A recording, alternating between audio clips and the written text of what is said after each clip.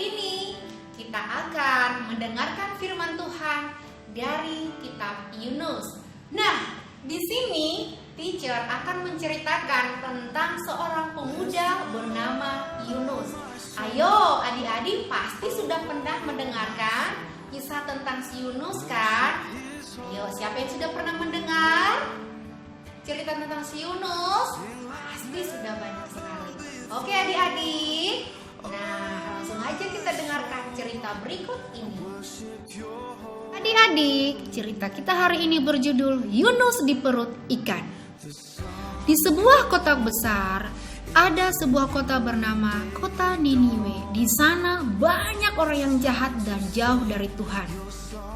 Lalu Tuhan mengutus Yunus pergi ke kota Niniwe agar orang-orang Niniwe bertobat. Untuk kedua kalinya, Tuhan mengutus Yunus untuk pergi ke kota Niniwe.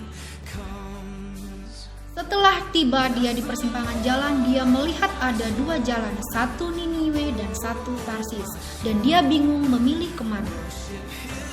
Tapi Yunus tidak mematuhi perintah Tuhan. Dia lari dari Tuhan dan dia malah pergi ke kota Tarsis. Yunus pun menumpang sebuah kapal layar menuju kota Tarsis. Di tengah laut, Tuhan menurunkan badai besar sehingga kapalnya hampir hancur dan orang-orang ketakutan semua. Para penumpang pun mengeluarkan semua barang-barang mereka dan membuang ke dalam laut karena mereka ketakutan sekali. Walaupun barang-barang sudah dibuang ke laut, tetapi kapalnya hampir tenggelam. Akhirnya para penumpang mencari penyebab lainnya dan mereka melihat seorang penumpang sedang tertidur pulas di dek paling bawah. Yunus pun dibawa ke atas dan mereka pun mengundi setiap penumpang dan undian pun jatuh ke Yunus dan Yunus pun dilemparkan ke dalam laut. Tuhan pun mengutus seekor ikan besar untuk memakan si Yunus. Yunus dimakan ikan dan dia tinggal di dalam perut ikan selama 3 hari 3 malam. Yunus pun berdoa selama 3 hari 3 malam di perut ikan dan akhirnya ikan memuntahkan Yunus di pantai kota Niniwe. Akhirnya Yunus pergi dan sampai ke kota Niniwe. Yunus pun tiba di kota Niniwe. Dia berseru kepada semua orang di kota Niniwe supaya bertobat dari kejahatan. Dan mereka pun bertobat. Nah, kita kan sudah mendengarkan tentang cerita si Yunus.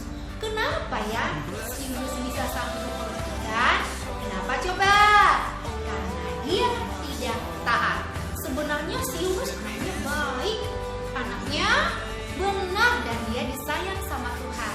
Tapi ketika itu Tuhan mengutus dia tidak mau dan akhirnya dia sampai ke ikan dan ke perut ikan. Nah anak-anak, teacher juga ingin mengajarkan kamu tentang ketaatan. Nah sekarang ini kan lagi banyak nih virus corona. Bagaimana ya supaya kita terhindar dari virus corona? Bagaimana ya supaya kita terhindar dari penyakit? Nah sekarang kita harus rajin mencuci tangan, rajin makan makanan yang sehat, memakai masker kalau perlu.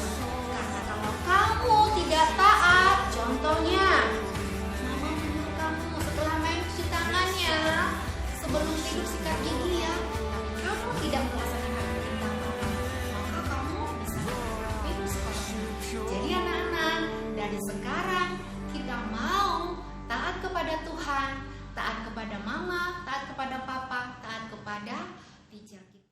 Oke anak-anak, ayat hafalan kita hari ini tertulis di buku Kolose 3 ayat 20 yang berbunyi, hai anak-anak, taatilah orang tuamu di dalam segala hal, karena itulah yang indah bagi Tuhan. Coba kita ulangi sekali lagi.